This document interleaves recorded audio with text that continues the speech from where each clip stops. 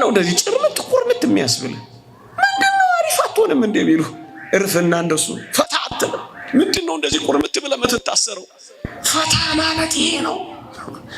ያለ ሐሺሽ መንቀሳቀስ ነው መፈታት። ያለ አረቄ መንቀሳቀስ አለመቻል ነው መፈታት። ያለ ሱስ አለመኖር ነው አሪፍ መሆን። በየአልጋው ላይ መጋደም ነው አሪፍ መሆን። ምስኪ የተገጠበ ደግሞም የደከመ አቅም የሌለው ሰው መሆን ነው አሪፍ መሆን። የአንድ ሰሞን የዘላለም ጠባሳ መሆን ነው አሪፍ መሆን። የጠገበች ነፍስ የማር ወለላን ትረግጣለች፣ የተራበች ነፍስ ግን የመረረው ነገር ሁሉ ይጣፍጣታል ይላል። ከራበህ የመረረው አቤት ትላለህ፣ ሰክረህም ትደነቃለህ።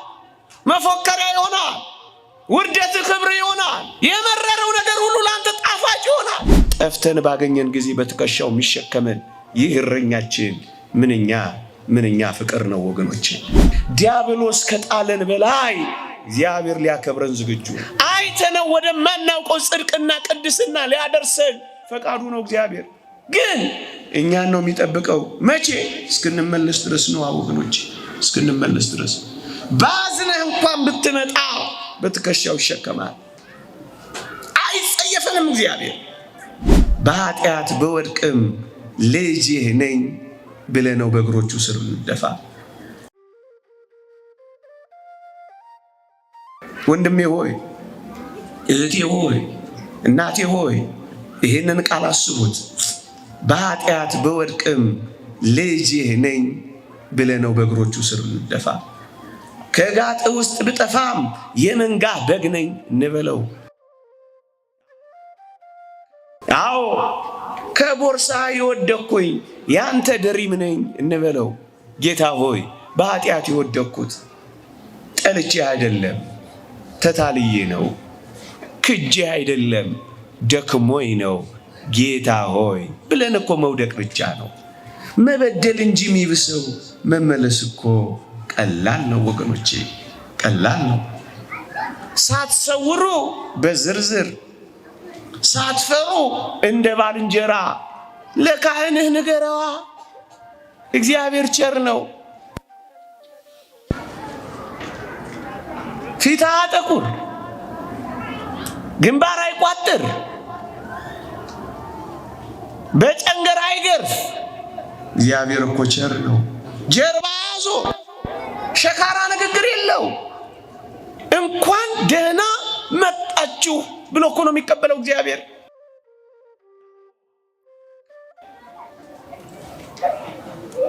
እንደ እግዚአብሔር ያለ ማን ነው? ማሳያ እኮ ይቻላል። ቅዱስ ጴጥሮስ ስቅስቅ ብሎ ከማልቀሱ በፊት ታስታውሳላችሁ። መጀመሪያ እግራቸውን አጠበ። እንደሚቆሽሽ እያወቀ እግራቸውን አጠበ። እንዳትረሱ።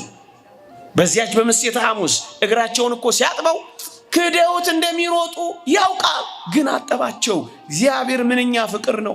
እያወቀን ደጋግሞ አጠበን።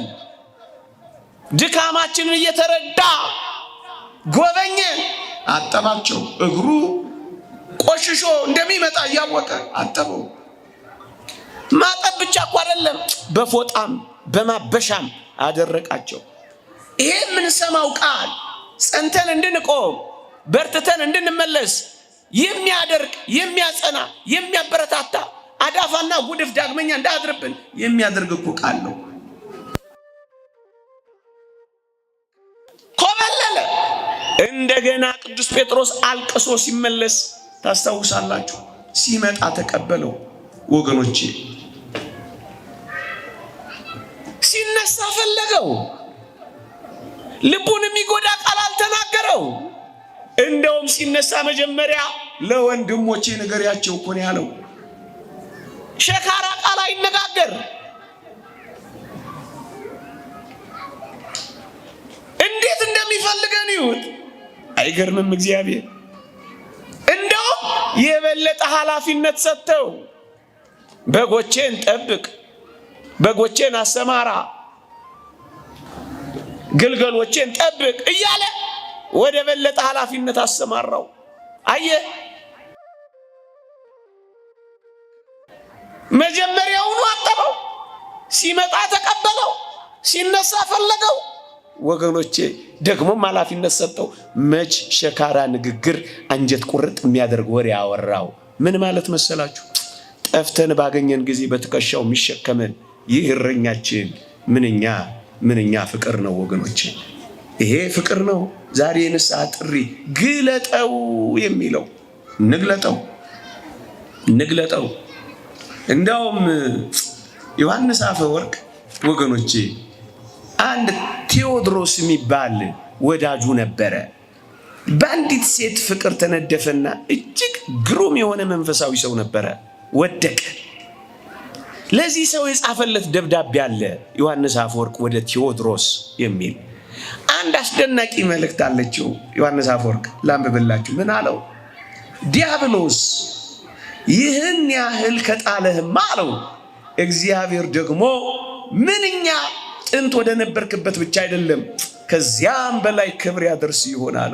ወገኖቼ ዲያብሎስ ከጣለን በላይ እግዚአብሔር ሊያከብረን ዝግጁ ነው። አይተነው ወደማናውቀው ጽድቅና ቅድስና ሊያደርሰን ፈቃዱ ነው። እግዚአብሔር ግን እኛን ነው የሚጠብቀው። መቼ? እስክንመለስ ድረስ ነው ወገኖቼ፣ እስክንመለስ ድረስ። ባዝነህ እንኳን ብትመጣ በትከሻው ይሸከማል። አይጸየፈንም። እግዚአብሔር አያባረረንም፣ በር አይዘጋብንም፣ ይጠብቀናል። እግዚአብሔር ግን ስንገልጠው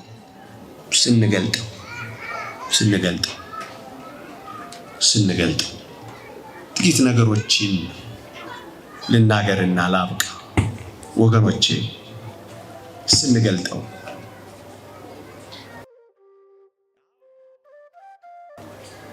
ንስሐችንን ከካህናት አባቶቻችን ጋር ካለው ሕይወት ጋር አደራችሁን እንዳትመዝኑት። ቁስላችሁን ስትገልጡ በየሆስፒታሉ ምዕመናን ልጠይቃችሁ እስኪ፣ ሐኪማችሁ ምን አይነት ቁስል እንዳለበት ወይ ምን አይነት በሽታ እንዳለበት ትመረምራላችሁ እንዴ? እርግጠኛ ነኝ ካርድ የሚወጣው የኛ የበሽተኞች እንጂ የሐኪሙ ካርድ ወጥቶ አይደለም የምንታከመው። እውነት አሰብ ሐኪሙ ምንም በሽታ ይኑርበት እናንተ ትታከማላችሁ አትታከሙ? ምንም አይነት ቁስል ይኑርበት እናንተ ትታከማላችሁ አትታከሙ? እንታከማለን።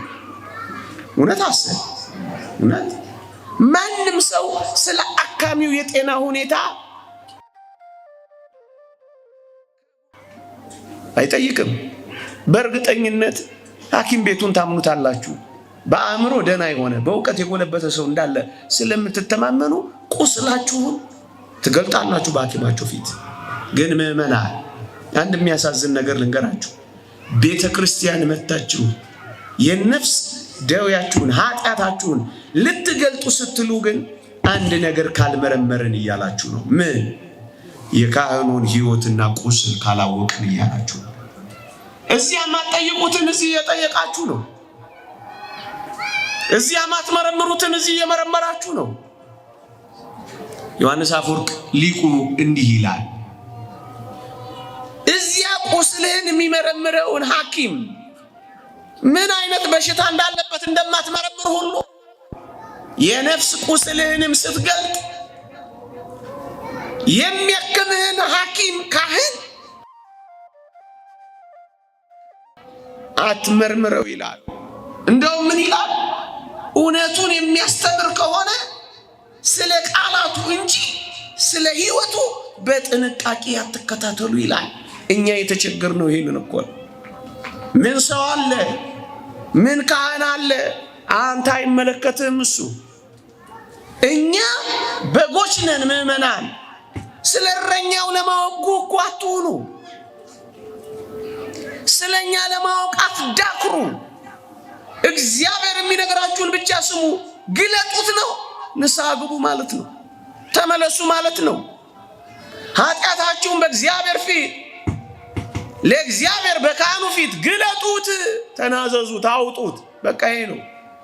ስለ ሕይወቱ ግን አትመራመሩ። ምንም አይነት ቁስል ይኖርበት እሱን ከእግዚአብሔር ጋር ይነጋገሩ። ስለ ትምህርቱ ስለ ቃላቱ እንጂ ስለ ሕይወቱ ለማወቅ ጉጉ አትሁኑ አደራችሁ። ይሄ ነው አሁን መከራ እየሆነብን ያለው። ይሄ ነው ፈተና የሆነብን ያለው።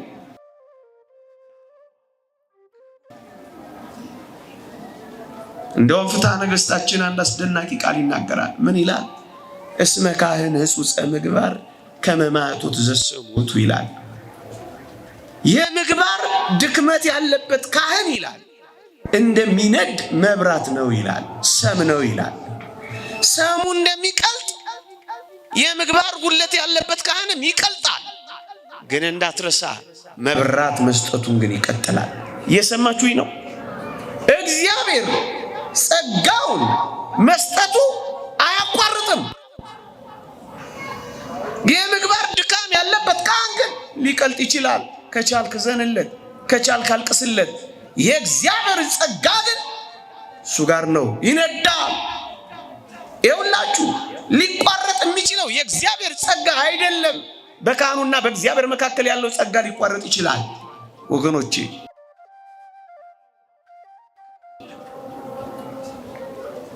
ሊቋረጥ ይችላል። ክህነቱ እሳት ናት። ሰሙ ይጎዳል፣ መብራት ግን ይሰጣል።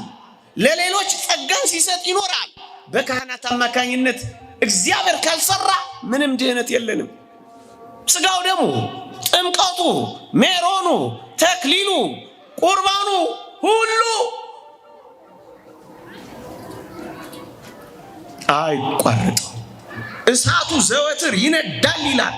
ዘወትር ይነዳል፣ ዘወትር ይነዳል፣ ዘወትር ይነዳል። ወገኖቼ የሚገባቸው ሰዎች ባይሆኑም እንኳን ስለ ሕዝቡ ድህነት ሲል እግዚአብሔር ጸጋውን ይሰጣል። ታስታውሳላችሁ? እጅግ ክፉ በሆነው በለዓም እንኳን እግዚአብሔር አልሰራም። ታስታውሳላችሁ? በአህያ አፍ እንኳን አልተናገረም ለሕዝቡ ድህነት ሲል። ታስታውሳላችሁ? አላውቃችሁም ባላቸው ሰዎች እግዚአብሔር አልሰራም። በካህኑ አፍማ እንዴት ይሰራ ወገኖቼ? ለዚህ ነው ግለጡት። አንድ ነገር ግን እንዳትረሱ። ለምን ካህናት ላይ ሰይጣን እንደሚያተኩር ታውቃላችሁ? ዲያብሎስ በጣም የሚያተኩረው ከምዕመናን ይልቅ ካህናት ላይ ነው። ለምን የሚያተኩር ይመስላችኋል? እዩ። እረኛውን መምታት መንጋውን መበተን እንደሆነ ስለሚያውቀው አተኩሮ የሚያጠቃው ካህናትን፣ ጳጳሳትን ሲያጠቃ ልታዩ ትችላላችሁ። ያን ጊዜ አልቅሱ፣ ያን ጊዜ ጸልዩ። በማንም ላይ የስድብን ፍርድ አትናገሩ። እንኳን በጳጳስ ላይ እንኳን በካህን ላይ ምዕመናን በወንድም ላይ እንኳን እኮ ክርስትና አይፈረድም፣ አይፈረድም። እኛን ለመበተን የሚያደርገውን ጥረት ተረዱት እንጂ ለሌላ እንደ ሌላ እንዳታዩት ወገኖቼ፣ ወደ ሌላ እንዳታዩት። ዳዊትን ላስታውሳችሁና ትምህርቴን ልጨርስ። ታስታውሳላችሁ? ንጉሥ ሳኦል ዳዊትን እያሳደደው፣ እግዚአብሔርም ንጉሥ ሳኦልን ንቆት ለዳዊትም ጠላት ሆኖበት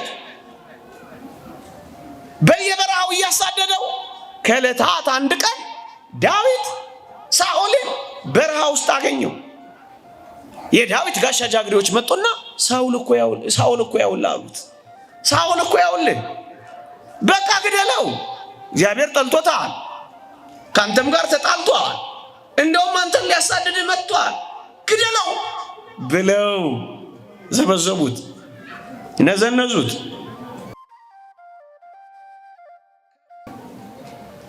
ከዛስ እንዴት ይደንቃል! በጋሻ ጃግሬዎቹ ጫና የእግዚአብሔርን ቃል የማይረሳ ዳዊት ምንኛ የተከበረ ሰው ነው ወገኖቼ። እህቶቼ ዙሪያችሁን ከበዋችሁ በእናንተ ቋንቋ ልበለው። ወንድሞቼ ሆይ ዙሪያችሁን ከበዋችሁ በእናንተ ቋንቋ ልበለው። እትትትትት ሚሏችሁ እትት ነው የሚሉት ነው እንትሉ ተሰሟቸዋላችሁ፣ ወደ ልባችሁ ታደርሷቸዋላችሁ። ምንድን ነው እንደዚህ ጭርምት ቁርምት የሚያስብል? ምንድን ነው አሪፍ አትሆንም እንደሚሉ እርፍና እንደሱ ፈታ አትልም። ምንድን ነው እንደዚህ ቁርምት ብለህ የምትታሰረው? ፈታ ማለት ይሄ ነው። ያለ ሐሺሽ መንቀሳቀስ ነው መፈታት። ያለ አረቄ መንቀሳቀስ አለመቻል ነው መፈታት። ያለ ሱስ አለመኖር ነው አሪፍ መሆን።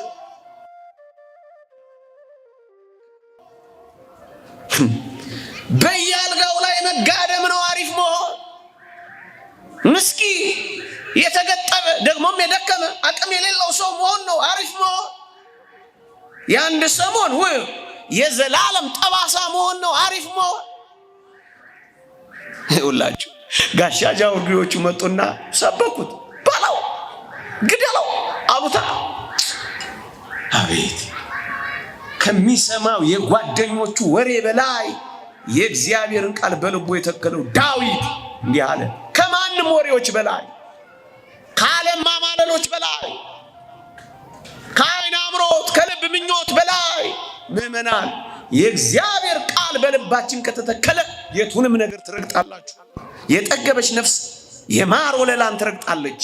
የተራበች ነፍስ ግን የመረረው ነገር ሁሉ ይጣፍጣታል ይላል። ከራበህ የመረረው አቤት ትላለህ። ሰክረህም ትደነቃለህ። መፎከሪያ ይሆናል። ውርደትህ ክብር ይሆናል። የመረረው ነገር ሁሉ ለአንተ ጣፋጭ ይሆናል። ዳዊት እንዲህ አለ፣ እጅግ ይደንቃል። ምን አለ መሰላችሁ? እጄን በቀባው ላይ አላነሳም አይል መሰላችሁ? እኔ ለምን ፈለኩት መሰላችሁ? ከመንግስትነት በላይ ክህነት ይበልጣል። በንጉሱ ላይ እንኳን ሊገለው መጎናጸፊያውን ቀደደና ልቡ ተከፈለ። የሳኦልን መጎናጸፊያ በመቅደዱ ፈንታ የዳዊት ልብ ደማ ተከፈለ። ምን አይነት ፍቅር ነው! ውደዷቸው ካህናት። እኛስ ደግሞ የትኛው ጽድቃችን ነው? አንዳችን መውቀሳችን፣ ተደጋግፈን መንግስተ ሰማያት መግባታችን ነው እንጂ የሚበልጠው ከመንግስት በላይ ክህነት ስለሚበልጥ መንግስት እንዲህ ማይነካ ከሆነ ወገኖቼ፣ አቤት ክህነትማ እንዴት ትታፈራለች! ክህነትማ እንዴት ትከበራለች! ይሄ ከባድ ዘመን ስለሆነ ሽበትን አላፈረም፣ ክህነትንም አላከበረም። እግዚአብሔር ይቅር ይበለን። ግለጡት። አንድ ታሪክ ብቻ ነግሬያችሁ ልሂድ። ጄሮም የተባለ የቤተክርስቲያናችን ሊቅ የገጠመው እውነተኛ ታሪክ ነው። ትንቢተ ኢሳይያስን መጽሐፈ ኢሳይያስን ተርጉሟል አባታችን ጄሮም። ተርጎመ ጨረሰና የልደት ሰሞን አካባቢ ነበር ተርጉሙን የጨረሰው። በዚያው ምን አለ? የትርጉሜን የመጨረሻ ሥራ ለጌታዬ ለኢየሱስ ክርስቶስ አቀርባለሁ፣ ስጦታ አድርጌ ለልደት እሰጠዋለሁ አለና ሱባኤ ይዞ አንድ ዋሻ ውስጥ ገባላችሁ። በበዓሉ ዋዜማ የክብር ባለቤት መድኃኒታችን ኢየሱስ ክርስቶስ ለአባ ጄሮም ተገለጠለት። ደስ አለው። አባ ጄሮም ፈነጠዘ። ስዕለቴን ሰምቶታል፣ ሱባኤን ወዶታል፣ ስጦታዬን ሊቀበለኝ መጥቷል ብሎ አባ ጄሮም ዋሻ ውስጥ ፈነደቀ። ስጦታውን አስቀመጠለት። ከዚያስ ጌታ ሆይ ስጦታዬን ልትቀበል መጣህን አለው። የምን ስጦታ አለው። ደነገጠ። እንዴ እኔ እኮ ትንቢተ ኢሳይያስን ተርጉሜ ለአንተ ለስጦታ እኮ አቅርቤልሃለሁ አለው። ልጄ ሆይ እኔ አልቀበልም ይህን ስጦታ አለው። ደነገጠ። ዓይኔን ያፈሰስኩበትን፣ እርጅና ያመጣሁበትን፣ ጉልበቴን የፈጀሁበትን ለምን አትቀበለኝም ጌታ ሆይ አለው። እኔ የምፈልገው ሌላ ስጦታ ነው ካንተ አለው። ሌላ ምን አለኝ? ጉልበቴ የደከመበት፣ ቀን የፈጀሁበት፣ ዋሻ የገባሁበት፣ ኧረ ይህን ስጦታ ተቀበለኝ አለው። አይ አልቀበልህም አለው። እውነተኛ ታሪክ ነው የምነግራችሁ። እሺ ሌላ ስጦታ ልስጥ፣ ልቀይረው። እሺ ቀይረው። መጾሜን፣ መጸለዬን፣ መመነኔን፣ አፌ ኮቸችላ እስኪመስል ድረስ መራቤን ባክ ውሰደው። ሱባኤን ውሰደው። ዋሻ መግባቴን ውሰደው። መንከራተቴን ውሰደው። መራቤን ውሰደው። በቃ የኔ የሆንኩትን ሁሉ ውሰደው አለው። እሱንም አልወስደውም አለ። እና ታዲያ ለልደት ታላቅ ስጦታ ምን ልስጥህ አለው። ልጄ ሆይ ለእኔ መስጠት ትፈልጋለህ? አዎ ዛሬ ኃጢአትህን ስጠኛል። ለጌታችሁ ትልቅ ስጦታ መስጠት ከፈለጋችሁ ዛሬ ኃጢአታችሁን ሰጡና ሂዱ። ይቆየን። የእግዚአብሔር ቸርነት፣ የእመቤታችን አማላጅነት፣ ቅዱሳን በረከት ረድኤት አይለየን። ለንስሐ ሞት ያብቃን።